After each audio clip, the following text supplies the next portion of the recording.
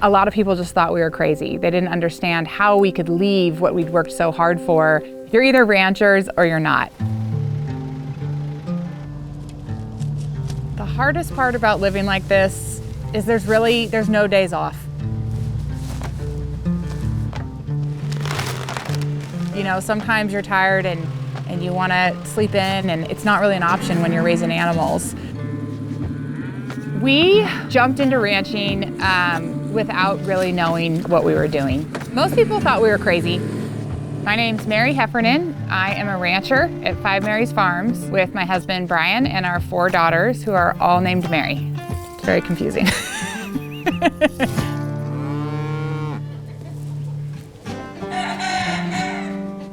5 Mary's brand started when we bought this ranch 7 years ago. We thought that this would be a weekend project, and it became our lifestyle pretty quickly. The first year was really hard. The first 2 years was hard. It's still hard. It's been a grind, but it's good. I got a great business partner, my wife. We're not quitters, and we push hard, and we always say nothing's easy. Mary and Brian both come from the Bay Area, and they met there. Yeah, they came from San Francisco. Brian was a lawyer. Still am a lawyer, actually. I still pay my dues every year. And she, what did she do? I don't have a clue where they came from. I'm from Menlo Park, California. It's now part of Silicon Valley. It's kind of the hub of all things tech. Mary has been an entrepreneur for a really, really long time. I met Brian, and he was working as a corporate attorney at a big law firm in the Bay Area in a high-rise. We had restaurants in the Bay Area. We were looking for small farms to work with to source great quality meat. They couldn't find the quality of beef that they wanted to sell in their restaurants. And we just found a lot of inconsistencies and said, you know, let's just do this ourselves. So we jumped in with both feet thinking we're gonna raise our own cattle for exactly what we wanna do to provide for our own restaurants. So Fort Jones is a very rural part of the state. Very small town. There's no stoplights, there's one stop sign. And so they moved up here, bought a parcel of land, and then started driving up on the weekends to be part-time ranchers. Every weekend, it was about a 6-hour drive with 4 kids and 4 car seats. Figured out that there's no such thing as part-time ranching. And we kind of looked at each other like, should we just not leave? Like, should we make this our life and move here? A lot of people said we were crazy. Stepping off, we had a good thing going down there, and really, you know, branch out to somewhere very rural. People thought we were nuts, but. And it was the easiest decision we've ever made. It just felt right. What wasn't easy was undoing the life we'd already created. So we had to sell our businesses. Brian closed his law firm. We sold our house, and we just went all in on ranching. We knew that the only path that would work for us to be first-generation ranchers would be to sell our product directly to our consumers.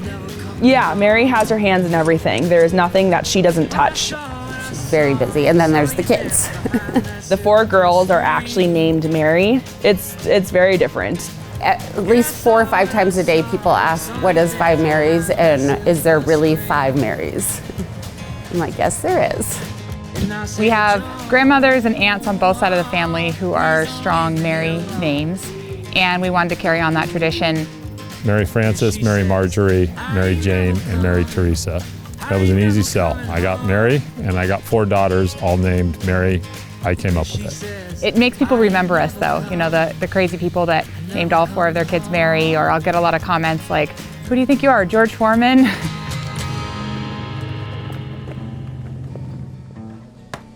I think some days are tough, yeah. I've heard Mary say it, and I quote Brian, what he says, and I've heard Brian say that his worst day at ranching is still better than his best day lawyering. There's a lot of hard days in ranching, but we tackle them together, and it's not always comfortable, and it's not always convenient. I said I was going, and I went. But there's a common purpose that keeps us together and keeps us moving forward. There were things in the beginning that definitely kind of stopped you in your tracks, like, wait, this is a huge obstacle, like how are we gonna get through this? And you just have to keep pushing forward. You appreciate those hard times as a family to keep you together. I said I was going. You know, we both have always had a really strong work ethic. We knew we could make this work with a lot of hard work. I've never been the smartest guy in the room. I'll never be the smartest guy in the room, but I always work hard. I think there's purpose in the day-to-day interaction with nature. And the winds are there, and the winds feel bigger even though they may not to other people.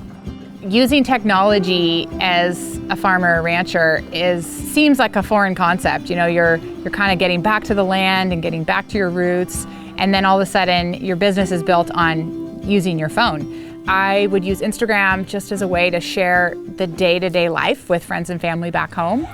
And it started to grow into an audience that wanted to see this journey with us. She always has big ideas, and she sees something, she sees a need, a fill, and she jumps into it. Mary is one of the most hardworking, determined, very, very creative people that I've ever met in my life. She doesn't have an off switch. We just keep going. We have a lot of projects, and we have a lot of irons in the fire. I like to think progressively by finding new ways to do things. And I think I have a unique perspective because I wasn't born doing this. See, this is why it's good we don't do the interviews right next to each other, because, you know, both I'll sit there and tear up. Mary drives me to be the best person I possibly can be in all aspects, whether it's working, being a dad, everything I do. I'm just lucky, like I say, I married up. Brian and I like to push things farther and to grow what we're doing here. The old town bar was kind of worn down and beat up. That went up for sale, and we said, well, someone needs to do something with that place. We kind of talked ourselves into it and got back into the restaurant business. Yes, the restaurant's very good. We have a lot more experience in that field. You know, we're selling our own meat in the restaurant. The animals we raise here on this ranch are what we're running through the restaurant. The bourbon bacon burger or the brisket sandwich. Our business just keeps getting busier and busier. We're into our slow season and we haven't slowed down. We're only picking up. I could never see us moving back to the city. And my kids, they could never imagine it now being here. You know, they were so little when we moved here. We go back to the city now to visit friends or family, and it's just such a different world for them. And they love and appreciate this wide open space where they live. You know, it's not really a choice, it's what we do. And once it's what you do, you keep doing it. I get a lot of satisfaction in ending the day tired and feeling accomplished. We're only the third owners of this ranch in 160 years. And when you think of the history of who's walked this land, it's pretty amazing and awe-inspiring. But we never expected it.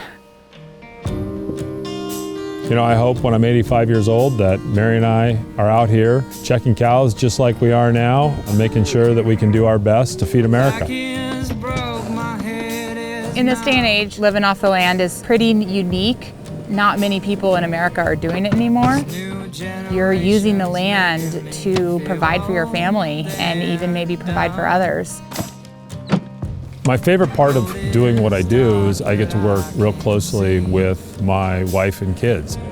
I think it creates a common purpose for our family and building something that other people connect with. Proud of what we do. It's such a beautiful and valuable resource. You know, here on this land, we're able to feed tens of thousands of families a year. And when you take care of the land and respect it, it will provide for you.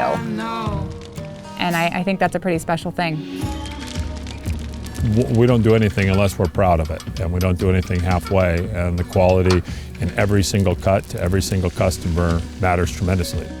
You can really find new and progressive ways to grow your business no matter where you live, which is pretty amazing. But no, I don't have any regrets.